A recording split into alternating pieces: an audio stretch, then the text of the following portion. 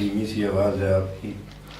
نعرہ تکبیر، اللہ اکبر، نعرہ رسالت یا رسول اللہ، نعرہ رسالت یا رسول اللہ، نعرہ حیدری. یا علی. یعنی آپ تھکے ہوئے ہیں یا میں تھکا ہوا ہوں، مجھے آواز اتنی سنائی نہیں دے رہی. نعرہ حیدری، یا علی. حسینیت زندہ باد، حسینیت زندہ باد، یزیدیت مردہ باد، یزیدیت مردہ باد. دشمنان امام پہ لعنت، بے شمار، قاتلان امام مظلوم پہ لعنت، بے شمار. بر محمد آل محمد صلوات. اللہم صل علی محمد وآل محمد. استغفر اللہ ربی من کل ذنب واتوب الیہ. ما شاء اللہ لا حول ولا قوة الا باللہ العلی العظیم. ربی اشرح لی صدری ویسر لی امری واحلل عقدة من لسانی یفقهوا قولی. اعوذ باللہ من الشیطان اللعین الرجیم. بسم اللہ الرحمن الرحیم. الحمد للہ الذی هو موجود قبل حدوث الاشیاء ويبقى بعد فناء الأشياء. هو الأول والآخر والظاهر والباطن. ثم الصلاة والسلام على السيد اللطيف والعنصر الخفيف مولانا ومولى الثقلين جد الحسن والحسين النبي المكرم المصطفى الأمجد المحمود الأحمد أبي القاسم محمد. اللهم صل على محمد وآل محمد. ثم الصلاة والسلام على أهل بيته المنتجبين المنتخبين المعصومين المظلومين، لا سيما الحسن المعصوم المظلوم المسموم، والحسين الغريب الشهيد المقتول المذبوح بأرض كربلاء بلا جرم وخطأ، الذي قال في وقت الوداع عن الخيام: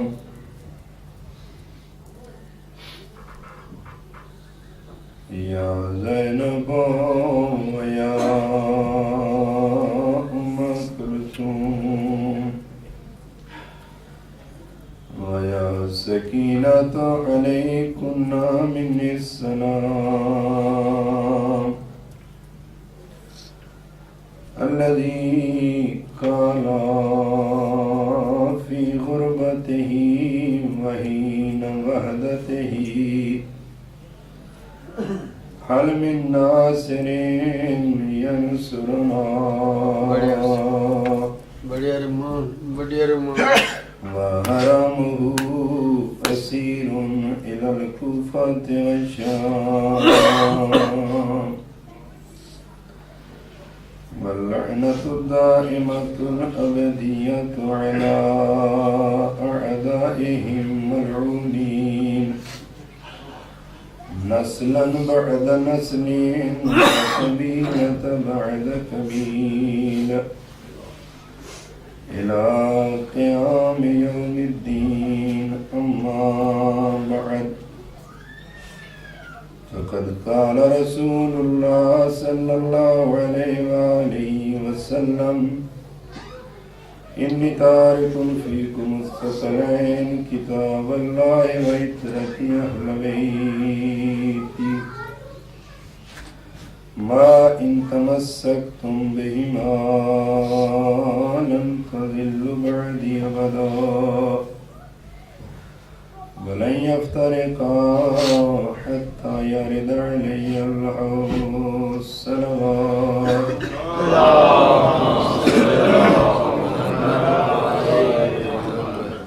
صاحبان عزا پرسداران مظلوم کربلا، خالق کائنات سے دعا ہے کہ آپ بزرگوں کا یہ پرسہ اپنی بارگاہ میں قبول و منظور کرے. جو لوگ آج ہمارے درمیان موجود نہیں ہیں ان کو ائمہ کی شفاعت نصیب کرے.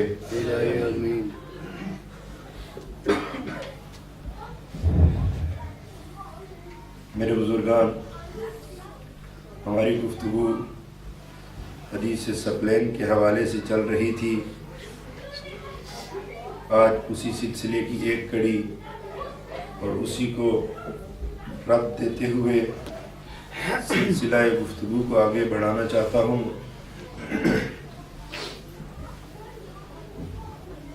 آپ قرآن کو دیکھیں، عطرت کو دیکھیں تو قرآن وہ کتاب ہے، توجہ چاہوں گا، قرآن وہ کتاب ہے کہ جب یہ پیغمبر پہ نازل ہوئی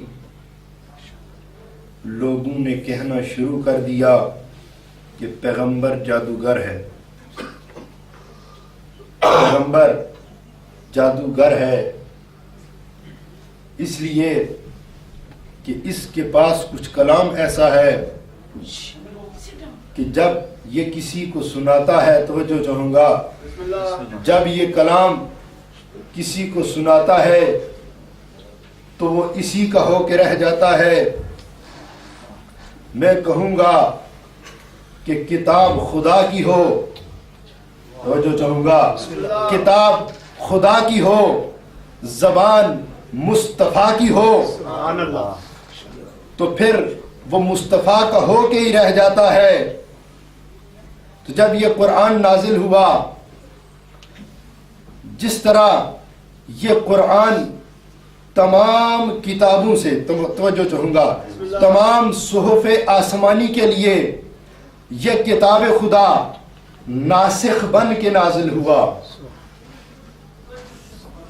جتنی بھی کتابیں ہیں، جو بھی کلام ہو، وہ قرآن کا مقابلہ نہیں کر سکتا. کلام چاہے فصاحت کے اصولوں سے پر ہو، بلاغت کے اصولوں سے پر ہو، لیکن قرآن کا مقابلہ نہیں کر سکتا. جتنی بھی پہلے کتابیں نازل ہوتی رہیں یا صحف آسمانی آتے رہے، قرآن ان سب کے لیے ناسخ. ان میں سے کوئی کتاب بھی قرآن کا مقابلہ نہیں کر سکتی. اور اگر آپ قرآن کو ملاحظہ کریں تو جتنے سابقہ انبیاء آئے ان کا معجزہ، کسی کا معجزہ عصا بنا، کسی کا معجزہ کچھ بنا، لیکن ہمارے نبی کا تمام صف انبیاء سے یہ ایک واحد معجزہ ہے جو عقلی معجزہ ہے. اسے حواس خمسہ سے درک نہیں کیا جا سکتا. ظاہراً حواس سے درک کرنے والا یہ معجزہ نہیں ہے. حضرت عیسیٰ کا معجزہ تھا، ایک عصا تھا، حضرت عیسیٰ پھینکتے تھے، وہ اژدہا بن جاتا تھا. تو خدا نے کہا تھا یا عیسیٰ لا تخف، تم ڈرو نہیں، اس کو ہاتھ میں لو، یہ اپنی پہلی حالت پہ واپس آ جائے گا. وہ ایک محسوس چیز تھی، ایک ملموس چیز تھی، لیکن میرے نبی کا معجزہ ایسا معجزہ نہیں ہے کہ اژدہا بن جائے، بلکہ یہ عقلی معجزہ ہے. تو یہاں سے ایک نقطہ سمجھ میں آیا کہ اس کو معجزہ بھی وہ مانے گا جو عقل کی دولت رکھتا ہوگا، جو عقل کی دولت رکھتا ہوگا. جس نے پیغمبر کے ذہن پہ ہذیان کا تہمت بکا، وہ کبھی اس عقلی معجزے کو کما حقہ نہیں مان سکتا. یہ ایک عقلی معجزہ ہے. اور اگر آپ اس قرآن کو دیکھیں اور اطرت کو دیکھیں تو خدا کی قسم ہمارے امام فرماتے ہیں نزلونا بِأَعْلَى مرتبۃ القرآن، کہ ہمیں قرآن کے اعلیٰ مراتب پہ پرکھو. اب قرآن کے کتنے مرتبے ہیں؟ قرآن کے کتنے مرتبے ہیں؟ اور معصوم فرماتے ہیں کہ ہمیں قرآن کے اعلیٰ مراتب پہ پرکھو. ابھی قبلہ صاحب آپ کو سنا رہے تھے فضائل، بہت اچھا، کہ یہاں یہ ائمہ کی نسبت اور ائمہ کی ہمیں اطرت کی یہ نسبت ہے کہ ہم امام کو اس کے ساتھ قیاس کریں، ایسا نہیں ہے. جس طرح کتاب خدا کسی کلام کے ساتھ قابل مقایسہ نہیں ہے، اسی طرح اطرت امت کے کسی فرد کے ساتھ قابل قیاس نہیں ہے. معصوم فرماتے ہیں نزلونا بِأَعْلَى مرتبۃ القرآن، کہ ہمیں قرآن کے اعلیٰ مراتب پہ پرکھو، ہمیں قرآن کے اعلیٰ مراتب پہ پرکھو. اب ریاض العارفین میں توجہ چاہوں گا، ریاض العارفین میں ناصر خسرو یہ کہتا ہے کہ میں نے 700 تفاسیر کا مطالعہ کیا. بڑی ذمہ داری کے ساتھ یہ جملے کہہ رہا ہوں اور ایک نتیجہ دوں گا. ناصر خسرو، کتاب کا نام ریاض العارفین، اس میں یہ کہہ رہا ہے کہ میں نے 700 کتاب کا 700 تفاسیر کا مطالعہ کیا.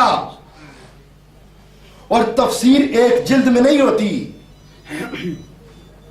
تفسیر بعض تفاسیر ایسی ہیں کہ جن کی 50 جلدیں ہیں، بے شک بے شک، 16 جلدیں ہیں، 22 جلدیں ہیں. یہ ناصر خسرو کہتا ہے کہ میں نے 700 تفاسیر کا مطالعہ کیا. اب کتاب ذریعہ والا لکھتا ہے کہ ان 700 تفاسیر کے نام بھی لکھتا ہے.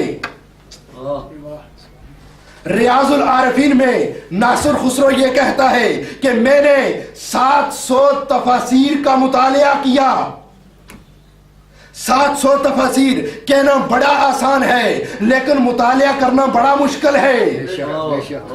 جو 700 تفاسیر کا مطالعہ کرے اس کے علم کا اندازہ میں تو نہیں لگا سکتا، میں اس کے علم کا اندازہ نہیں لگا سکتا.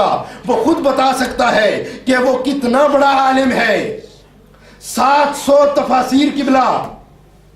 اب اس 700 تفاسیر کا کتاب الذریعہ والا نام لیتا ہے، فلاں تفسیر اس نے پڑھی، فلاں تفسیر پڑھی، 700 تفاسیر. لیکن یہ ناصر خسرو کہتا ہے کہ حق وہی ہے. اب جملہ کہنے جا رہا ہوں. یہ کہتا ہے کہ قرآن کے بارے میں اس کا عقیدہ یہ ہے کہ یہ کہتا ہے کہ میں نے 700 تفاسیر کا مطالعہ کیا، لیکن ان 700 تفاسیر کا مطالعہ کرنے کے بعد توجہ چاہوں گا، ان 700 تفاسیر کا مطالعہ کرنے کے بعد میں فقط اتنا سمجھا ہوں، توجہ چاہوں گا، میں فقط ایک نقطہ بات سمجھا ہوں کہ حق وہی ہے کہ یومن یاتی القرآن بکرا، کہ قیامت کے دن قرآن ایسے ہی آئے گا کہ اسے کسی نے چھوا تک نہیں ہے۔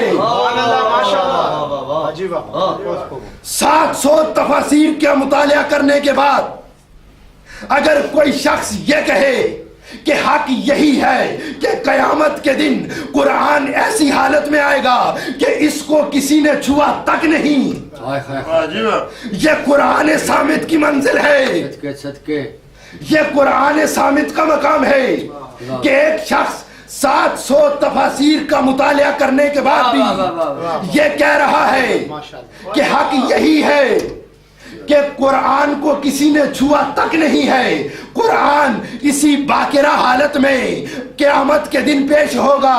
تو عزیزان محترم، یہ قرآن صامت تھا۔ آپ چلتے ہیں قرآن ناطق پہ۔ اگر قرآن ناطق کا جائزہ لینا ہے تو میں اپنی طرف سے نہیں، رسول کی حدیث کا سہارا لوں گا۔ ادھر سے ناصر خسرو نے یہ کہا، 700 تفاسیر کا مطالعہ کیا اور پوری امت رسول کو ایک نتیجہ دیا۔ اس نے کہا کہ حق یہی ہے کہ قیامت کے دن قرآن ایسی حالت میں آئے گا کہ اس کو کسی نے چھوا تک نہیں۔ اور ادھر رسول کہہ رہے ہیں اطرت کے بارے میں، اس نے قرآن صامت کے بارے میں کہا، ادھر قرآن ناطق کے بارے میں میرا نبی فرما رہے ہیں کہ یا علی، توجہ چاہوں گا، یا علی، یا تجھ کو میں نے پہچانا یا میرے رب نے پہچانا۔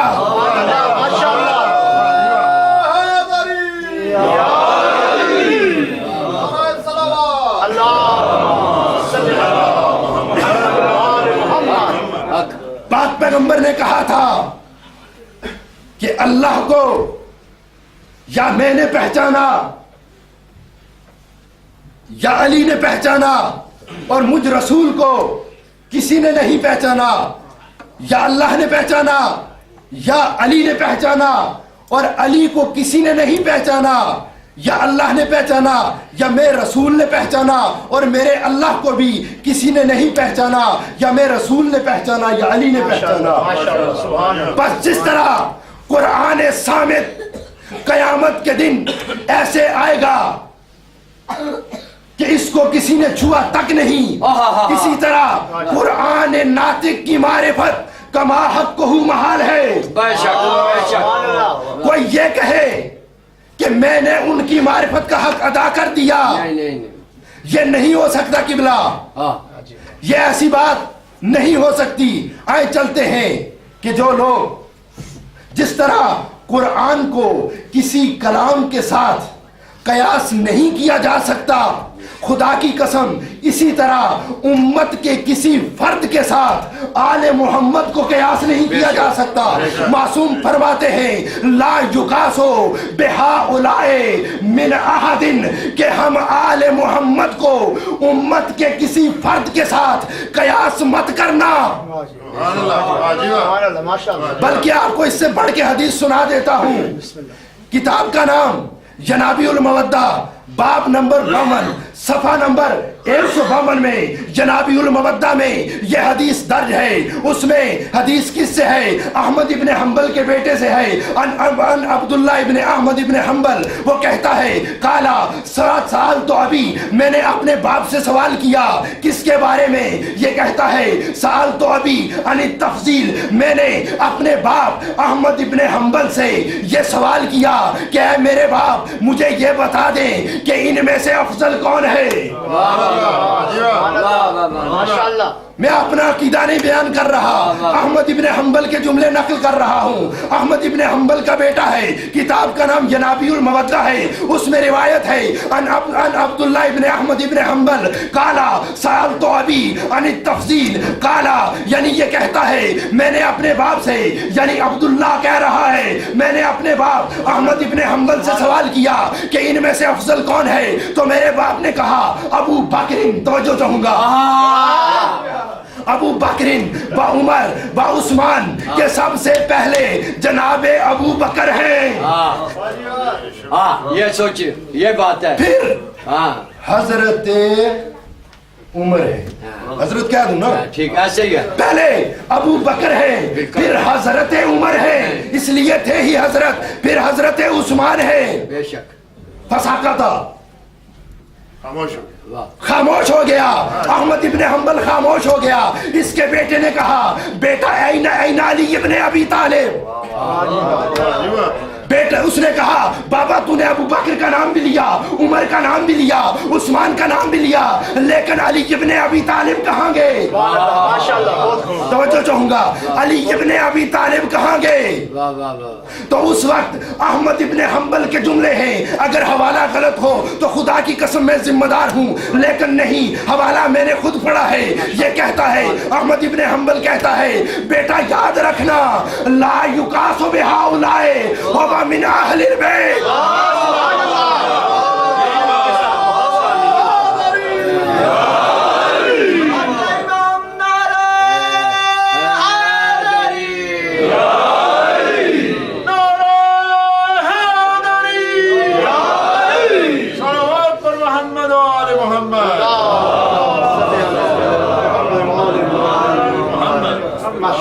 بیٹا بڑا فرق ہے،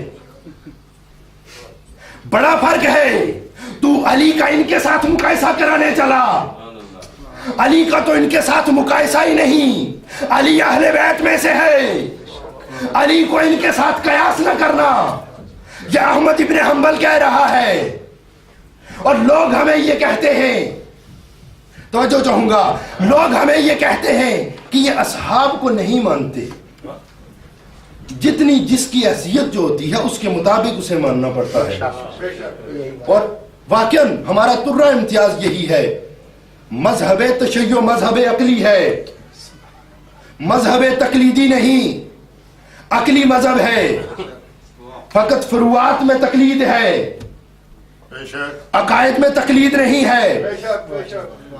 فروعات میں تقلید کا دامن نامحدود ہے، اسی دامنے میں تقلید ہے، عقائد میں تقلید نہیں. اگر ہم نے دین قبول کیا تو اپنے عقل کے ذریعے پرکھا. آج مولانا تقی شاہ صاحب بڑا اچھا جملہ کہہ رہے تھے. انہوں نے کہا تھا کہ جب اسلام کے بات ہے تو انہوں نے کہا کہ ہم جو کہتے ہیں کہ ہم مسلمانوں کے گھر پیدا ہوئے، یہ خدا نے ہمیں دو سعادتیں عطا کی.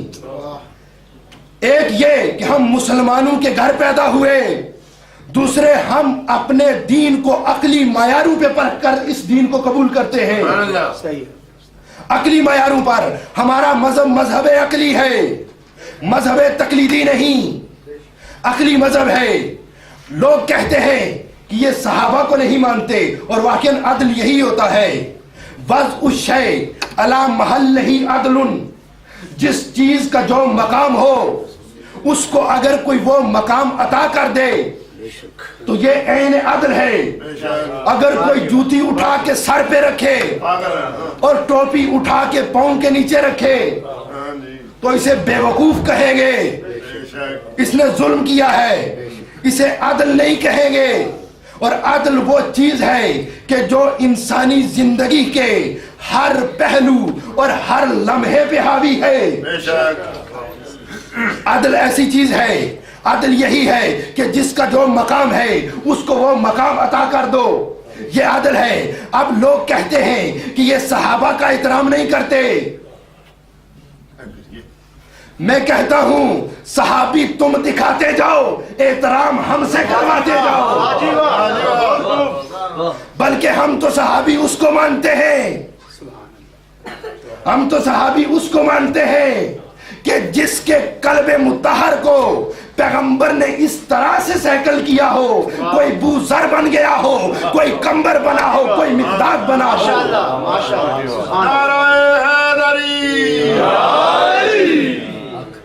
کون کہتا ہے کہ ہم صحابی کو نہیں مانتے؟ لیکن مسئلہ فقط یہی ہے کہ ہمارا مذہب عقلی ہے، ہم معیار کے قائل ہیں، ہم کسی کو کسی ایسے ویسے کو نہیں مانتے. ہمارے محراب مسجد سے لے کر، توجہ چاہوں گا، محراب مسجد سے لے کر اس مسجد کی امامت سے لے کر اس ولایت تک ہم شرائط کے قائل ہیں. ہمارے معیار ہیں، ہم بغیر معیار کے کسی کو نہ مانتے ہیں. نہ کسی کو ٹھکراتے ہیں. اگر ہم نے کسی کو ٹھکرایا تو معیار کے بنا پہ ٹھکرایا, اور اگر کسی کو قبول کیا تو ایک معیار کی وجہ سے قبول کیا. آپ دیکھیں ہمارے مذہب میں کسی پیش نماز کی کیا شرائط ہیں؟ آیا ہر ایرے غیرے کے پیچھے نماز ہو جاتی ہے؟ نہیں ہوتی. اگر اس کی داڑھی نہ ہو نماز نہیں ہوتی. کسی فعل حرام کا مرتکب ہو نماز نہیں ہوتی. اور اگر حتیٰ اگر اس کی عدالت مشکوک ہو تو واجب ہے اس کے پیچھے نماز نہ پڑھے. جس شخص کی عدالت مشکوک ہو اس کے پیچھے نماز نہیں ہو سکتی. اور ہمارے منبر کا آپ دیکھیں کہ ہمارے جب جمعہ کا آپ خطبہ دیتے ہیں تو جمعہ کے خطبے دیکھیں, میں عرض کر رہا ہوں کہ ہمارا مذہب معیار کی بنا پہ ہے, عقلی معیار ہے ہر چیز کے. آپ دیکھیں جمعہ کا خطبہ, نمازی کے کیا شرائط ہیں جو پیش نماز ہے. اب یہاں سے لطیف اشارہ ہے, کہتے ہیں کہ جو شخص نماز پڑھائے وہی 2 خطبے دے. ہم عرض کر دیتے ہیں میں تو صحیح خطبے نہیں دے سکتا, کسی باہر سے آدمی کو بلا لیتے ہیں,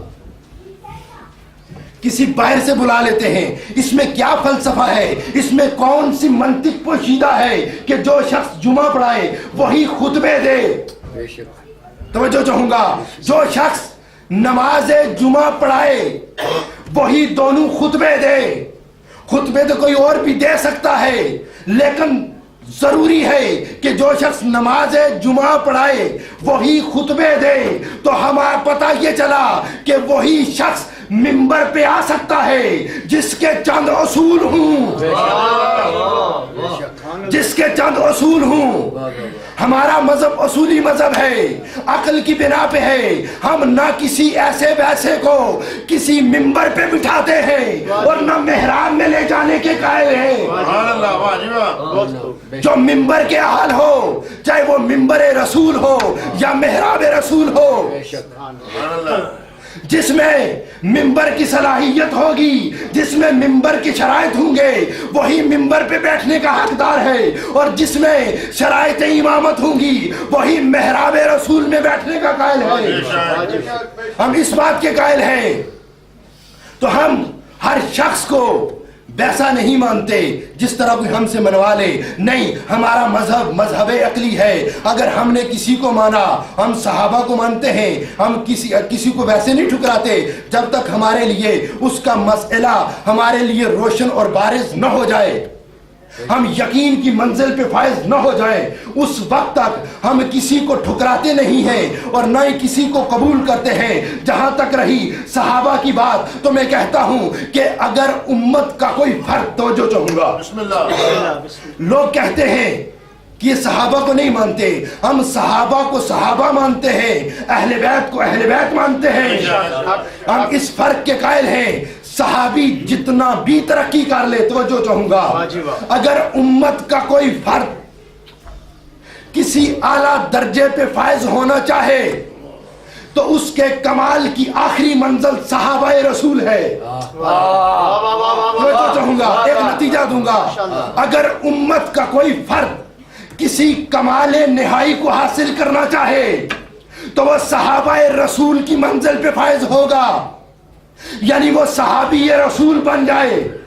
تو امت میں سے اس نے بہت مقام کسب کر لیا, بڑا اعلی درجے پہ فائز ہو گیا, لیکن اس صحابی کا آخری درجہ یہ ہے, تو جو چاہوں گا, امت کے فرد کا آخری کمال کا درجہ یہ ہے کہ وہ صحابیت کی منزل پہ فائز ہو جائے, اور صحابی کا آخری مرتبہ اور آخری ممکنہ کمال یہ ہے جو اس کے لیے متصور ہو سکتا ہے, وہ یہ ہے کہ وہ, توجہ چاہوں گا, ایک اشارہ دوں گا اور ایک نتیجہ دوں گا, امت میں امت کا کمال یہ ہے کہ وہ صحابیت کی منزل پہ فائز ہو جائے, اور صحابی کا آخری ممکنہ متصور میرا کمال یہ ہے کہ وہ منا اہل البیت کی منزل پہ فائز ہو. वाह जी वाह صحابی کا آخری کمال یہ ہے کہ صحابی جب معرفت کے اتنے باب طے کر لے اتنے باب طے کر لے تو نبی اس کے بارے میں یہ فرما دیتے ہیں کہ سلیمانو مننا اہل البیت، کہ سلیمان میری اہل بیت میں سے ہے۔ اب صحابی کا رتبہ پتا چلا کہ اگر صحابی کمال کر لے تو منا اہل البیت کی منزل پہ فائز ہوتا ہے، لیکن اہل بیت کا مقام وہ ہے کہ جو منا نہیں ہے، بلکہ پیغمبر فرماتے ہیں انا منہم۔ वाह जी वाह اہل بیت یعنی اگر صحابی کمال کو حاصل کرے تو وہ اہل بیت میں سے ہو جاتا ہے، لیکن اہل بیت کا کمال یہ ہے کہ خود رسول ان سے ہو جاتا ہے۔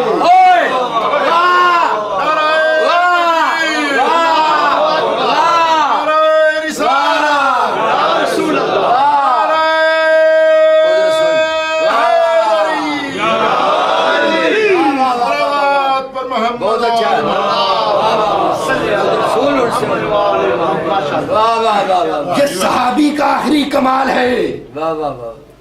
لیکن کس طرح آپ قیاس کر سکتے ہیں آل محمد کو امت کے کسی فرد کے ساتھ کہ خود رسول یہ کہے کہ انا منہم؟ یہ قیاس کیوں ہوتا ہے؟ کبھی آپ نے دقت اس میں کی؟ اس لیے کہ جس مکتب کا نظریہ یہ ہو کہ رسول ہم جیسا ہے، اگر وہ اہل بیت کو کسی کے ساتھ قابل قیاس سمجھ لیں تو ان سے بعید نہیں ہے۔ اور کبران صاحب آپ کو سنا رہے تھے، میرے ذہن میں ایک واقعہ آ گیا، میں وہ سنا کے آپ سے التماس سے دعا لوں گا۔ واقعہ یہ ہے، حرہ سعدیہ ہے، توجہ چاہوں گا۔ حجاج ابن یوسف ظالم کا زمانہ ہے، یہ حرہ بڑی مومنہ ہے، بڑی مدافع امیر المومنین ہے، بڑی مدافع اہل البیت ہے۔ دیکھیں خواتین کا کردار تاریخ تشیع میں آپ کو ملے گا، اور اس میں یہ حرہ کا نام بھی آتا ہے۔ یہ حرہ سعدیہ وہ مومنہ ہے کہ جس نے بہت مناظرے کیے۔ انشاءاللہ ابھی میں فقط آپ کے سامنے اس کا ایک مناظرہ پیش کروں گا۔ حجاج بن یوسف کا سخت دور ہے، اور آپ کو ایک بات بتا دوں پھر آپ کو حرہ کی عظمت کا پتہ چلے گا۔ حجاج بن یوسف وہ ظالم حکمران گزرا ہے کہ اگر کائنات کا سارا ظلم ایک پلڑے میں، توجہ چاہوں گا، اگر کائنات پوری کائنات کا ظلم ایک پلڑے میں رکھ دیا جائے اور تنہا اس حجاج ابن یوسف کا ظلم ایک اس کا بتاتے یہ ہیں کہ میں نے خود پڑھا ہے، مجالس المومنین شہید ثالث کی کتاب ہے، مجالس المومنین آیت اللہ نور اللہ ششتری کی کتاب ہے، اس میں وہ لکھتے ہیں کہ یہ شخص حجاج ابن یوسف اتنا ظالم شخص تھا، اتنا سفاک اور مکار شخص تھا یہ، کہ جب اس کا زمانہ آیا، جب کسی یہ شیعہ کو سزا دیتا تو ایسے کرتا کہ اس کو کہتا، اپنے بے غیرت سپاہیوں سے یہ کہتا کہ اسے میرے سامنے لے آؤ۔ جب وہ اس کی دربار میں حاضر ہوتا کہتا اب اس پہ تلوار کے ضربے لگاؤ۔ جب تلوار کی ضربیں لگ جاتی پھر کہتا کہ اس کے زخموں پہ نمک چھڑکو، اس کے زخموں پہ نمک چھڑکو۔ نمک چھڑکا جاتا۔ اب جب آدمی وہ تڑپتا، یہ کہتا، خود حجاج ابن یوسف نے اپنے آخری وقت میں یہ کہا تھا کہ جب وہ شخص تڑپتا تھا تو جو کیف اس سے مجھے حاصل ہوتا ہے وہ کسی اور چیز سے حاصل نہیں ہوتا۔ یہ اتنا صفاک شخص تھا، لیکن آپ دیکھیں حرہ کی عظمت کو، حرہ کی دلیری کو سلام، کہ جب حرہ سعدیہ کے بارے میں اس حجاج کو یہ شکایت ملی کہ یہ کہتی ہے، حجاج نے اسے بلایا، دربار میں طلب کیا اور کہا کہ حرہ سعدیہ میں نے سنا یہ ہے کہ تو علی کو ان خلفاء سے افضل سمجھتی ہے، تو خدا کی قسم تاریخ کے جملے ہیں۔ اس نے کہا کہ حجاج ابن یوسف سن لے، تو اپنے ان سپاہیوں پہ بھروسہ نہ کر، یہ انتہائی جھوٹے ہیں، تو بھی جھوٹا ہے۔ کس نے تجھے کہا کہ حرہ سعدیہ کا یہ عقیدہ ہے؟ کسی خاتون کا اتنے بڑے سفاک حکمران کے سامنے یہ لفظ کہنا کہ تو بھی جھوٹا ہے، تیرے سپاہی بھی جھوٹے ہیں، خدا کی قسم حرہ سعدیہ کا یہ عقیدہ نہیں ہے۔ اس نے کہا کہاں ہے میرے درباری؟ درباری آئے، وہ جاسوس آئے، جب انہوں نے حرہ سعدیہ کو دیکھا تو خدا کی قسم یہ مدافع امیر المومنین، یہ مومنہ، اس نے سپاہیوں کو خطاب کیا، اس نے کہا کہ کب میں نے کہا ہے کہ علی ان سے افضل ہے، علی ان سے افضل ہے؟ میں حرہ کا یہ عقیدہ نہیں ہے، اس لیے اب دربار کے جملے ہیں، حرہ حجاج کے دربار میں کھڑی ہے، کہتی ہے کہ میں ان کی کسی فضیلت کی قائل ہی نہیں۔ اس سے پہلے ایک نقطہ، افعل و تفضیل وہاں استعمال کیا جاتا ہے، نسبت وہاں ہوتی ہے۔ اگر دو سٹوڈنٹ ہوں، دو کلاسی ہوں، آپ یہ کہیں کہ یہ زیادہ لائق ہے، اس کا مطلب یہ ہے کہ دوسرے کے پاس بھی کچھ علم ہے، دوسرے کے پاس بھی کچھ علم ہے۔ اب حرہ یہ کہتی ہے میں ان کی کسی فضیلت کی قائل ہی نہیں کہ میں یہ کہوں کہ علی ان سے افضل۔ اب حجاج نے کہا حرہ تو کیا کہتی ہے؟ تو اب حرہ نے کہا اے حجاج ابن یوسف سن لے، یہ خلیفے تو درکنار، تو اگر حضرت علی کو، میرے مولا کو اگر صف انبیاء میں کھڑا کر دے، تو اگر میرے مولا کو صف انبیاء میں کھڑا کر دے تو پھر بھی میں حرہ یہ کہوں گی کہ علی آدم سے افضل، علی ابراہیم سے افضل، علی نوح سے افضل، علی موسیٰ و عیسیٰ سے افضل، علی 1,23,999 انبیاء سے افضل۔ تو ان چند ایک صحابہ کی بات کر رہا ہے، میں تو اپنے مولا کی انبیاء پہ افضلیت کی قائل ہوں۔ اب جب اس نے دیکھا بے غیرت سفاک تھا، اس نے کہا کہ حرہ اب تجھے دلیل دینی پڑے گی، پہلے مجھے میرے جاسوس بتاتے تھے، اب میں نے خود سن لیا ہے، توجہ چاہوں گا، اب میں نے خود سن لیا ہے، تجھے دلیل دینا پڑے گی۔ اب خدا کی قسم اگر کوئی مدافع امیر المومنین ہو تو اسے قرآن سے ضرور آشنا ہونا چاہیے۔ اب اس نے کہا قرآن کو مانتا ہے، اس نے کہا ہاں قرآن کو مانتا ہوں، اس نے کہا چل پھر میں تجھے بتاتی ہوں کہ میرا علی آدم سے افضل ہے، میرا علی آدم سے افضل ہے۔ کہا کیا دلیل ہے؟ تو اب حرہ نے کہا کہ آدم کو گندم کے دانے سے روکا گیا تھا، آدم کے لیے گندم کا دانہ حرام نہیں تھا، آدم نے ترک اولا کیا تھا، آدم نے ترک اولا کیا تھا، گندم آدم کے لیے حرام نہیں تھی، آدم نے اس گندم کے دانے کو کھا لیا تھا، لیکن میرا مولا وہ ہے کہ جس کے لیے گندم حلال ہے، ترک اولا بھی نہیں، بلکہ میرا مولا اس کے باوجود بھی گندم نہیں، گندم کی روٹی نہیں کھاتا بلکہ خشک جو کی 2 روٹیوں پہ گزارا کرتا ہے۔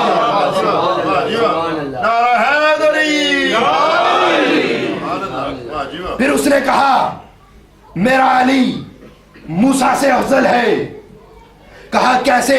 اس نے کہا تو قرآن کو اٹھا، قرآن میں جب حضرت موسیٰ نے کسی شخص کو مکہ مارا اور وہ مر گیا، اب قرآن کے جملے ہیں فَخَرَجَ مِنْهُ خَائِفًا، اب موسیٰ اس گاؤں سے نکل گئے، موسیٰ نے گھر چھوڑ دیا، لیکن توجہ چاہوں گا، اس نے کہا کہ موسیٰ نے ایک شخص کو قتل کیا تھا، موسیٰ نے گھر چھوڑ دیا، لیکن میں علی ان عرب کے بڑے بڑوں کو فنار کرنے کے باوجود بھی شب ہجرت جب نیزے چمک رہے تھے، تلواریں لچک رہی تھیں، لیکن اس وقت بھی میں علی وہ ایسی نیند سویا کہ زندگی بھر ایسی آرام کی نیند نہ سو سکا۔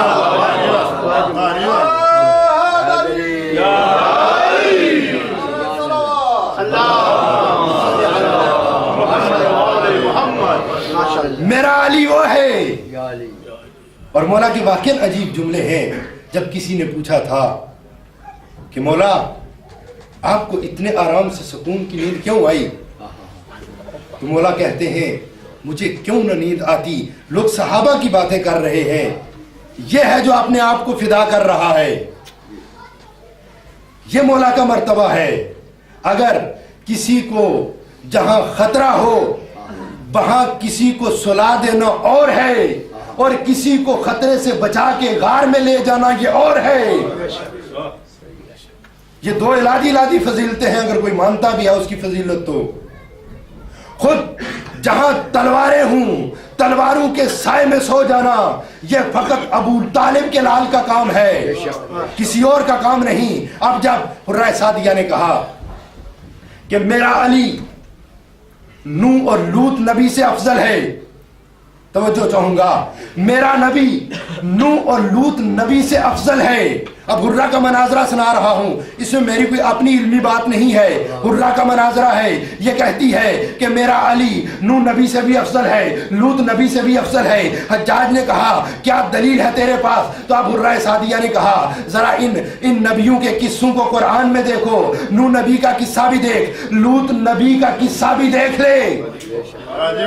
توجہ چاہوں گا، یہ وہ واحد دو نبی ہیں کہ جو خود صالح تھے لیکن ان کی بیویاں غدار تھیں،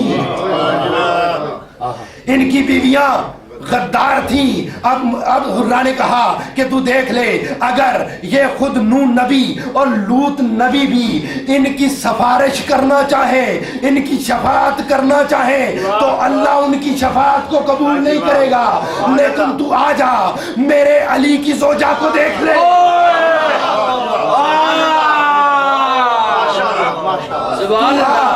میرے علی کی زوجہ کو دیکھ لے جس سے تمام نبیوں کو نبوتیں ملے، اسے زہرا کہتے ہیں۔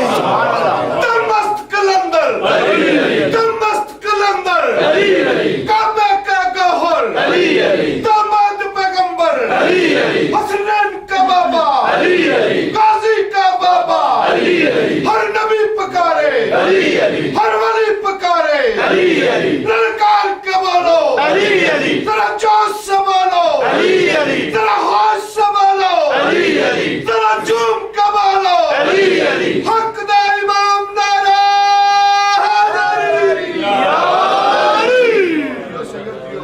برائے خوشنودی ہے جناب بی بی پاک بلندتر صلوات۔ اللہم صلی علی محمد۔